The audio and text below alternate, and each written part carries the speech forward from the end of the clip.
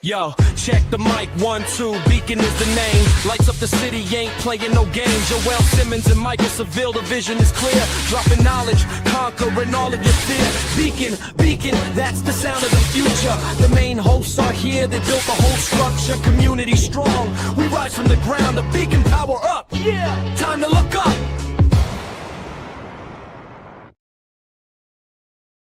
All right, thank you.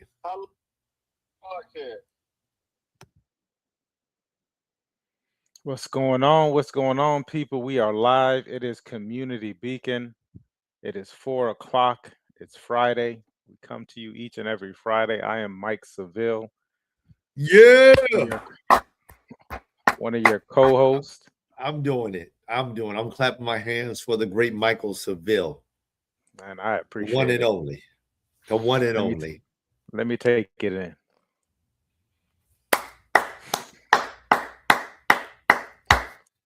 Yes, sir. Thank you. I appreciate it, brother. Of course, on the other side of the screen, we got the energetic today, Joe Simmons of the Tenacity Foundation. Yes, what is going on, brother? Oh man, right now, what's going on is I'm being very observant. Palm Beach Mike in the Community Beacon is shining in that TV screen, and I'm liking it. I appreciate it. I don't know what to say. Let me open this up a little bit. Let me make this up. Yeah. Thank you. I like that, man. Got the beacon in the background too. The drop is nice for real. Yeah. Had some extra time on my hands with as I'm starting to create these standards, man, which is awesome, and I can probably get into that, but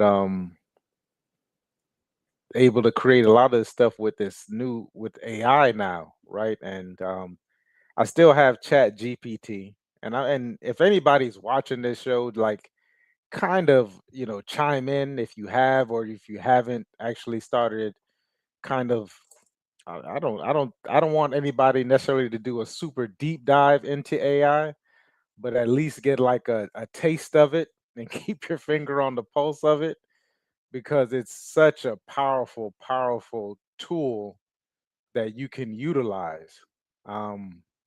And there was a point where, and it was interesting, I had a conversation with Chris recently, and I was like, oh man, I figured this thing out.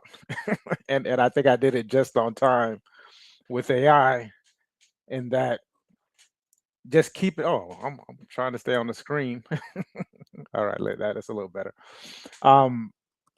It's how much you can actually. Oh, Joe, we lost Joe, but I'll keep going till he jumps back in.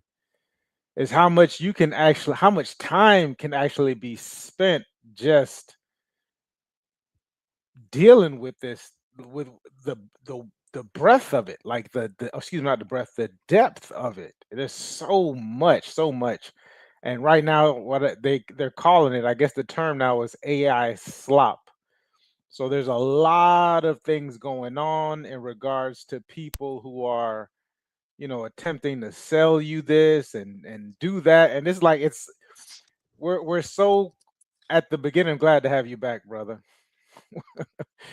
We're such at a point in it where it's the beginning, especially public facing. I'm sure a lot of people, which I've kind of been around, because I'm in the AOA community, the Art of Accomplishment community, with Joe Hudson, and a lot of the people that he deals with are in that space. He's in that area, California, dealing with a lot of that, the Claude people, Anthropic, excuse me, and also as well as Chat GPT. He actually had Sam Altman on his show. So those people are so far ahead, and there's so much coming out of it, and you can just see, like, a lot of these people are so burnt out. And I don't know if anyone's noticed, like, the amount, how fast this thing is progressing. Like, this is not Facebook and Instagram, which over time it got to where it was. I remember Instagram back in 2011, 12, 13, and we were just on there kind of getting acclimated to it. And then I want to say around 14 to 16, I would say, is the ads came along. And even that, I would imagine for most people, it was such a rapid pace movement. This AI thing is so crazy is that you can turn it on in the morning. I'll speak for Claude specifically.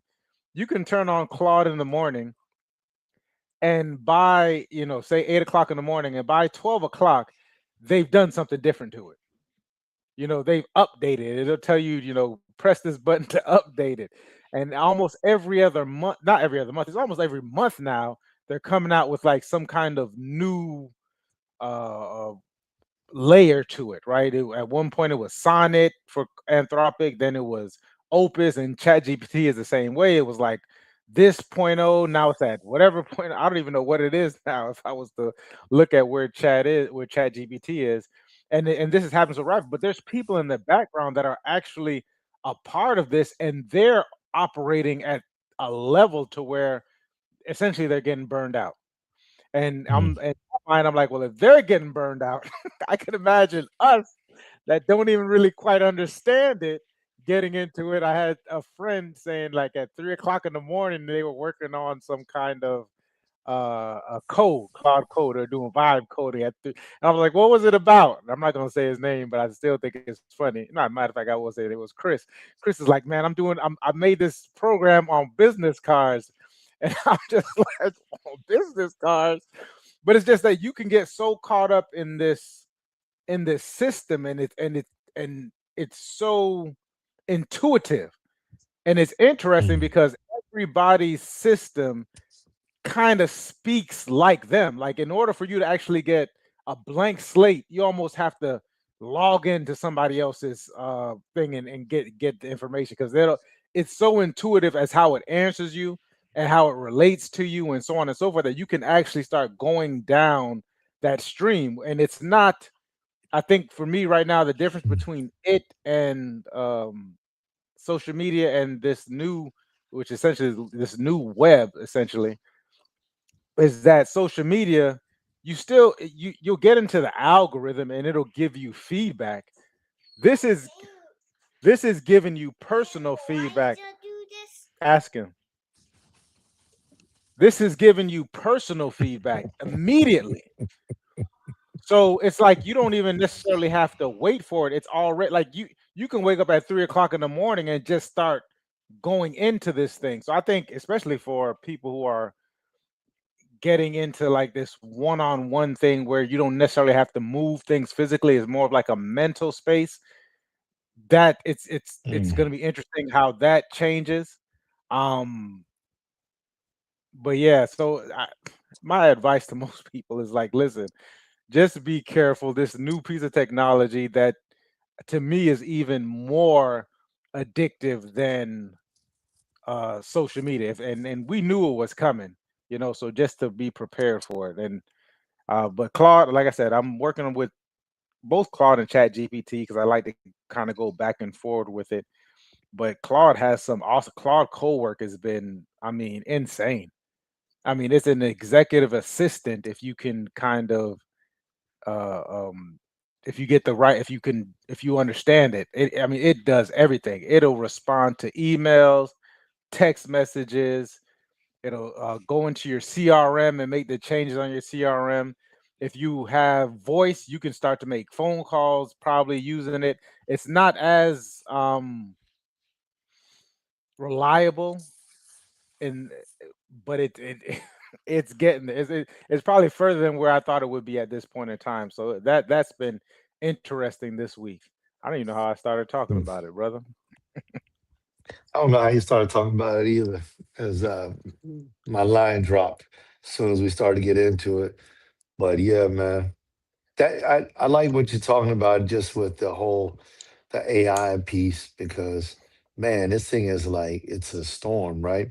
And I thought it was interesting also when you started talking about like the almost like the headspace piece of it, because the headspace piece of it, I feel like that's the piece that could possibly be even more challenging, or even dangerous, if you will, because it's like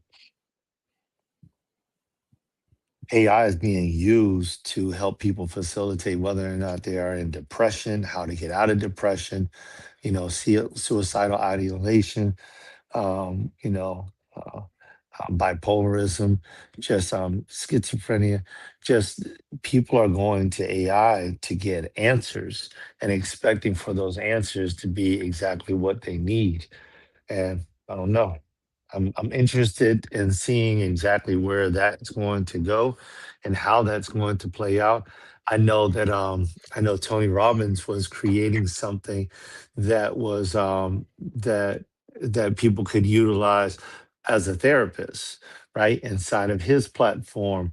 And so because his idea was um that there was only but so many good therapists, counselors out there, and he wanted to provide I a agree. good therapist to everyone, you know. And so I was like, wow, What was it? Was it a that's therapist, or was it therapy, or was it coaching, guy? Because I would, I don't think, man, that no, therapy one would be hard to kind of give. He was saying therapy. yeah, but don't quote me on it Interesting. though, because I remember the conversation and him being interviewed while he was discussing it, and it was probably last month that I went over it. So, you know, we'd have to double check on that exactly, but I want to say it was your therapist or a counselor, right? It wasn't Okay. coach. Um, but man, you know what? It took me somewhere when I thought about it. There was a movie that I had saw, and I think it was like probably Star Wars, maybe. And one of the employees had to go to a therapist, and the therapist was a robot. And obviously with AI, and they were giving them their therapy, and I was like, "Oh snap!" Like the mental image that went into my mind at that moment, and I just thought about it. But on the other hand, I've seen some really crazy things come out of human counselors and therapists, and so it's like it's such a though it is a regulated field based off of your credentials and your history and everything else, I feel like it's almost unregulated in that once you get into that room with your counselor, they can go left all they want to, and you're kind of stuck there in some cases. So I think it's interesting to see exactly where we're going to end up in the next few years, um, because AI is next level, man. It Oh yeah. really is. It really is. Hey, did you see there was a there was a post on the news, and it had captured military forces going into a barricaded location, and it shows like an assailant coming out, and then it shows drones going in, and the drones go in and they light up this room. You never see what happens in the room. It's like the assailant comes out and then he goes back into his room to like hide, and the drone just kind of like goes around and it fires off a couple shots. And then after that, it's like the human comes afterwards. He's like clear, and they go to the next spot. And I'm like, oh my gosh. Which is what I heard someone say about instituting a draft, supposedly, and this is this is totally hearsay because this is not a reliable source. This came up on my feed yesterday too. Yeah, The so, draft. It yeah, did. yeah. And I think it's because I'm waiting for a more reliable. So I'm not even going to talk about it. But I did see the one that you're referring to. I saw another one where the drone was like chasing somebody in like a kind of like a hole, like a dugout with. I guess back in remember World War II, they used to have like the trenches. Foxholes. So well they had like a trenches in the foxholes, but the drone was like chasing somebody, and this could have been AI. What I do know is that well, what I which is more reliable is that where the military has, and this is, I mean, most of our advancements in modern day society, and it's always been this way, tends to come from the military, right? Our jeans, the clothes that we wear, the the way that it's even this the fashion style comes from it, but the microwave, like all a lot of our technology is progressed through, the military industrial complex. So what they're dealing with, and it was interesting too, that's the whole, there's a big smear campaign against Sam Altman because he did get into a defensive contract with the military, where Anthropic was saying that there's certain things that AI shouldn't have access to, specifically like, you know, because apparently every time that it goes through, they ask it different questions, it always escalates to nuclear war. So they're like, yeah, maybe we shouldn't let the computers run it just now. And it's interesting, if you go through some exercises with AI, you'll at sometimes you're like, how did we even get here? Like, how did you get here? Like, where are you thinking about this? And it's based upon how we tend to think. Although I think some of Mm. the things we tend to do, we always have that. I think as humans, most of us, anyways, have like a fail safe where we're just like, I'm not gonna take it there. But AI is just so, it could be anyways. How depends on how you train it. Can just be like, okay, well, it's ones and zeros essentially, and this is the optimal and most efficient choice. Although these times are oft, I think we tend to sometimes we'll make the exception as the rule. So like, yeah, 99 times this reaction or this response would be uh well, but there's always that time where you're just like, okay, well, considering all these different factors, and depending on what your standard is, you can say, okay, this is the time, but you shouldn't make a point of it. You know what I mean? You shouldn't make it always being the exception to the rule, which is a whole conversation I had with myself this morning. So yeah, I like, once again, my thing is, I think it's going to be awesome, even in the space of the counseling that you mentioned with Tony Robbins. I think the people who learn to train the AIs, um, and uh, they've been seeing great results on it, and who's training them and how it's being trained. I think it'll be an awesome thing just to not to go to a human. There's some things that some people don't want to share with another human. It just is what it is. And so now when you remove that human, I think a lot of people, because even me with AI, there's things that I'm talking to the AI about that I just don't feel the need to talk to somebody else about. And then there's a time for humans. So I think what's going to be interesting is the huge gap that it's going to create. And I'm looking at what something that Elon Musk said, which was that he didn't say this, but it was another young lady. She mentioned the useless class, which is people who are just going to be living on a universal wage because they're not going to gain the skills. They don't have any want to gain the skills. They don't want to. A lot of people don't want to do these things. They just want to, go to work, come home. They don't want to upgrade their skills. They want to stay in the same spot, and they're comfortable with it, and there's nothing wrong with that. But we're going to see a huge gap between those people who are going to end up accepting this universal wage versus the people who are going to excel within this, whatever the new normal is. And whatever you're comfortable with, how you feel comfortable with it. Maybe there's going to be some people who can kind of be on both sides. I think there always is. But we've seen this from the agricultural revolution, to the industrial revolution, and moving forward. It's just there just becomes a gap because more and more people just don't want to, or they don't see themselves. More and more so, the environment I think is the is going is the determining factor, as opposed to the ability, their abilities. I think most people have the ability to do all these things, but their environment and the people that which is the people, place, and things that they're around, are going to kind of get them into a certain kind of place, and it just becomes generational at that point. So that I think that'll be interesting to see. Mm.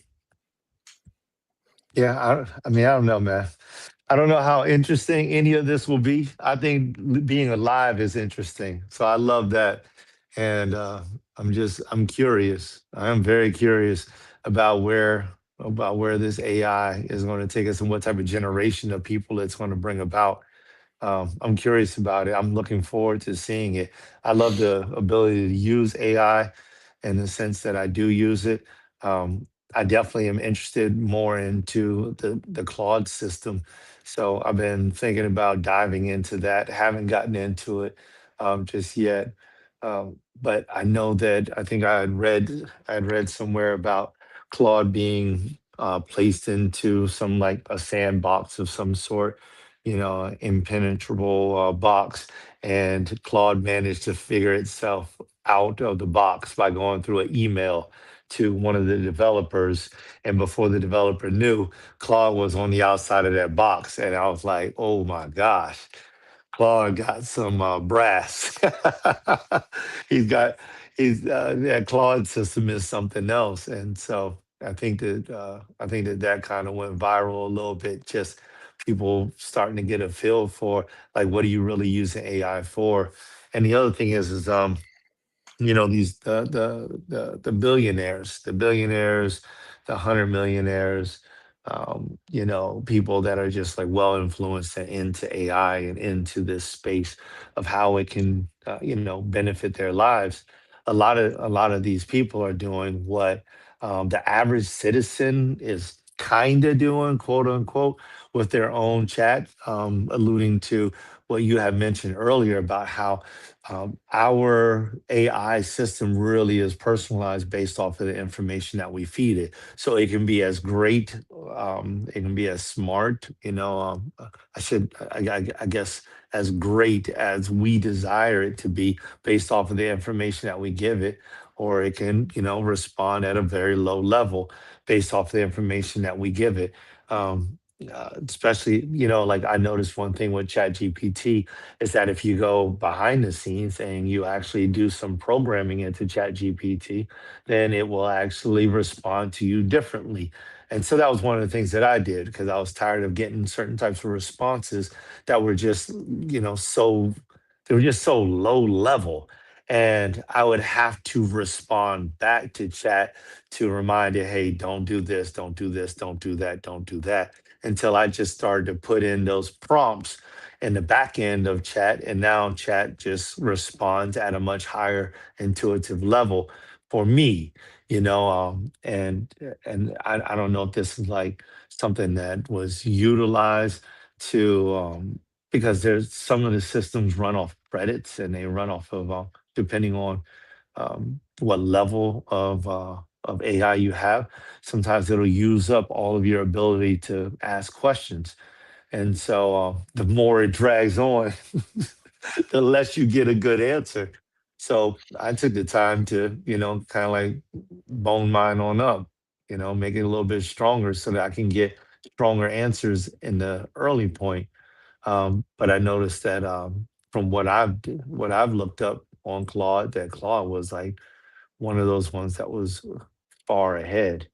Anyway, I digressed, and I want to get back to my point was that many of the wealthy and influential people are taking the time to put their brains into these systems, and they are naming them after themselves. I mean, this is theirs. Like I know Garrett White just earlier this year, he was selling his own product, right? He's like, you're gonna be able to talk to me 24/7 through my AI system, right? Um, Alex Hormozy, he's got his own. I was on the phone with Les Brown last month, and he's got his own, right? And of course, Tony Robbins has got his own, and most of America is playing inside of Elon Musk's brain right now, right, with ChatGPT, OpenAI. So it's just kind of interesting that these systems are are being integrated into. Uh-oh. I think the brother will be back. I think when he mentioned the just until he gets back, Grok is Elon Musk's system on X, and then you have Sam Altman, which is interesting. I've been seeing so much more information about him, uh, and of at the beginning of it, Sam OpenAI was supposed to be a not for profit, and and that's him. And now I know Elon Musk has a lawsuit against it because he was one of the early founders or he was involved in the OpenAI uh, beginning. And I mean, he's since been kicked out and developed his own one, the Grok one. And now, because it takes so much money Yeah, thank you to for that. yeah to develop those systems. I mean, these guys are raising hundreds of billions of dollars, like hundreds of billions of dollars, because this is almost like the space arms race. This is the early, like, who's gonna come out on top, right? Before it was Google and Yahoo, and and probably Netscape. I remember Netscape as one of those early um searches. AOL, like, remember AOL? For those of us aging ourselves. And Google ended up coming out on top. It's the ABC company, so they got Google, YouTube, and Google. They're owned by the same company. YouTube is probably one of the biggest. It's like the second biggest search engine. Now you have them moving over, and in my mind, I automatically thought that Gemini would have been, because it has so much information in it. But man, the way that Chat GPT got on the scene, the guy Sam is, whatever they want to say about him, with all the negative stuff, he knows how to raise money some kind of way, as far as being a founder. And then Anthropic came out of nowhere, and they seem to have taken over a space. There's been, I'm telling you, that it's so interesting that a smear campaign, maybe in the last 2 to 3 months, in regards to Claude, and it really started in California with those guys. So yeah, but I noticed you jumped out for a second, and I was just uh as you were coming to make your point about the AI, and I guess the No, rich. Go ahead. no, man, no. I definitely appreciate that, and I appreciate that too. That you corrected me on that on Chat GPT. I was referring to Grok with Elon. So yeah, no, we there. It's and we there, man. We're in that space. We're in that place. I'm for AI, man. I like using it. I do have some concerns with it. I always replay Terminator back in my mind. I'm like, that was AI. You know what I'm saying? So, but um, I think The we're here, Matrix. and the Matrix, dude. I just watched the Matrix. I just watched part two, which is my favorite Matrix. Is actually part two. I just watched that just a few days ago, like last week. I think I might even saw some of part three. But yeah, the Matrix, that was so good in referencing AI and robots. And I always think about what Elon is doing. I mean, he's got the vehicles, he has the bots, he's got the shuttle, and he's got the AI infrastructure. So he's got the brain. I'm like, this guy is going to go terraform Mars, right? I mean, what's next? He's able to build whatever he wants with that, and he's got the funds to do it, and he's got the mind to do it. So it's really pretty interesting where he might be able to take this to. Yeah, Elon. And you watch, if you like Elon, watch Elon in South Africa. I think Elon in South Africa is probably like one of the most interesting things just to watch from a human perspective for me. Like his involvement and what he's attempting to do there, and the things that he says about that government, Elon being from South Africa. And so that I think that is super interesting what he has. Definitely figure out a way to get into Elon understands government, right? Like I think there was a person at Toastmasters, Sheila, that spoke to me. She's super successful lady. She ended up selling. Used to sell like packages to hotels, and she would go to like to each hotel. And she said, Michael, at one point in time, I figured, and she passed. I think maybe a couple years ago. She said, Michael, I realized that you don't. It. She was saying how you not to sell to consumers, like selling beat. She said, I would go. I'm going to the mothership.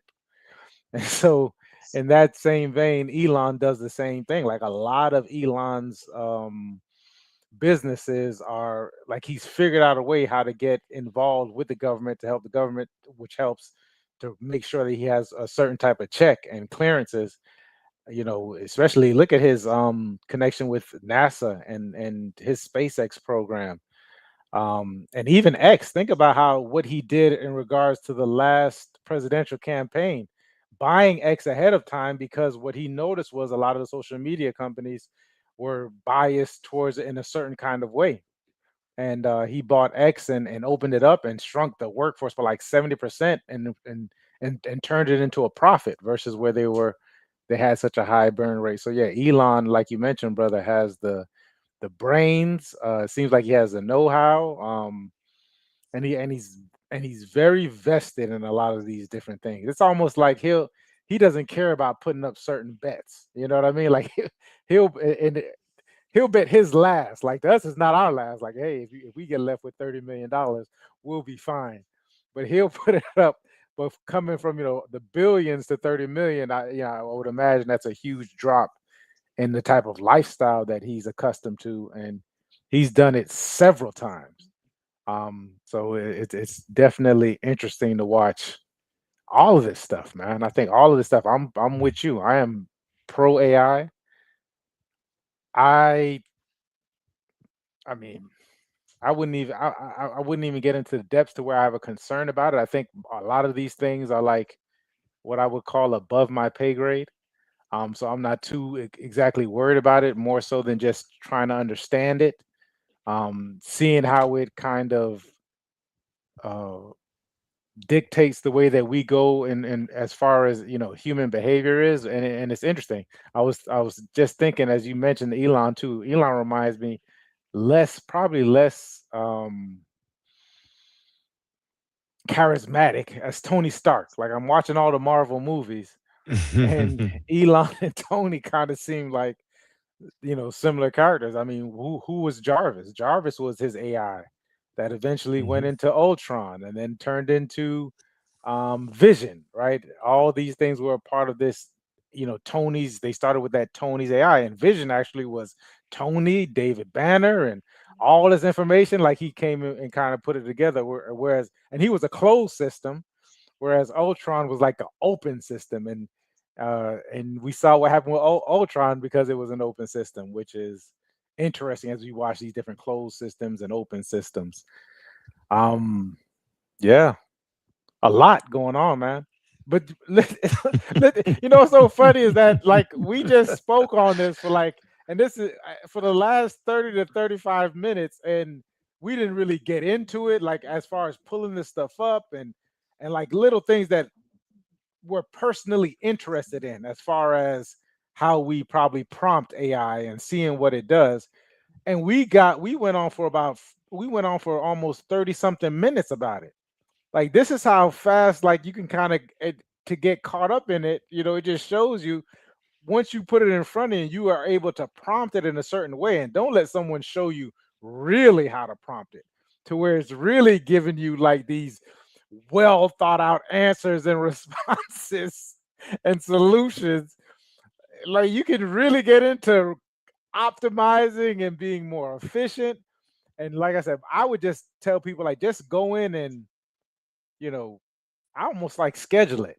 You know what I mean? For some people, like just kind of schedule it. Like, hey, spend an hour to 2 hours, whatever it is that you think is sufficient for whatever your lifestyle is, and then kind of just put it away. Just kind of almost similar to how I do my phone calls or my business. Like after a certain time, I'm just like, okay, this is mic time. Like this is I try to like schedule my life in a way to where it's this way. And when I get back to it, like the type of joy that I get out of it, as opposed to, sometimes like for me, I'll like get super deep into something and then next thing I know it's like 8 hours and I'm mentally exhausted because I'm, me going back and forth with it. So that's Mm, my tidbit is just, hey, just schedule your time with it, mm, figure it out. There's a lot going on and see how far you want to go with it.